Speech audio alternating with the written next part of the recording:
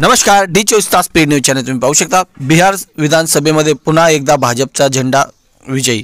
यावेळी धुळे जिल्ह्यातील आमदार अनुपभाई अग्रवाल व गजूभाऊ अंपळकर यांच्या माध्यमातून धुळे जिल्हा या ठिकाणी जल्लोष करण्यात आला। यावेळी आमदार साहेब यांनी प्रतिक्रिया देताना सांगितले, आज बिहारमध्ये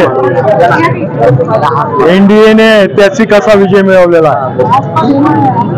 देशाचे लाडके पंतप्रधान आदरणीय नरेंद्र मोदी साहेब यांच्या नेतृत्वात 208च्या जवळपास एनडीएचा या ठिकाणी विजयी झालेला आहे।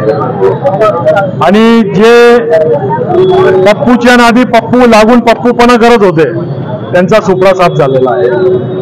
कधी वोट चोरी, कधी कुठला आरोप करायचा।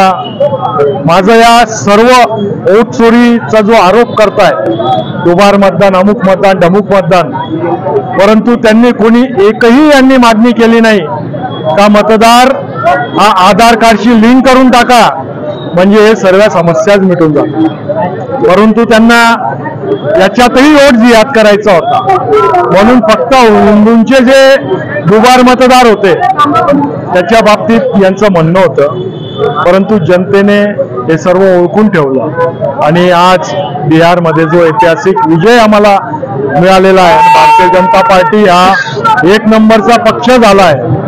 त्याबद्दल आज आम्ही धुळे शहरात जिल्हाध्यक्ष गजेंद्र शेटंपळकर असतील, माजी महापौर असतील, सर्वांच्या नेतृत्वात या ठिकाणी भारतीय जनता पार्टीने जल्लोष साजरा केला आहे आणि पुनश्च बिहारच्या जनतेला खूप खूप अभिनंदन देतो आणि मोदी साहेबांनाही खूप खूप अभिनंदन देतो, नितीश कुमार साहेबांचंही अभिनंदन करतो। आणि आज आम्हाला ऐतिहासिक विजय मिळाला। याच्यानंतर आता महाराष्ट्राची बारी आहे। महाराष्ट्रात सुद्धा आम्ही मोठ्या प्रमाणावर सर्व नगरपंचायती असतील, जेडपी असतील, महापालिका असतील, ही नक्कीच युती महायुतीची राहणार आहे, एवढं या ठिकाणी सांगतो।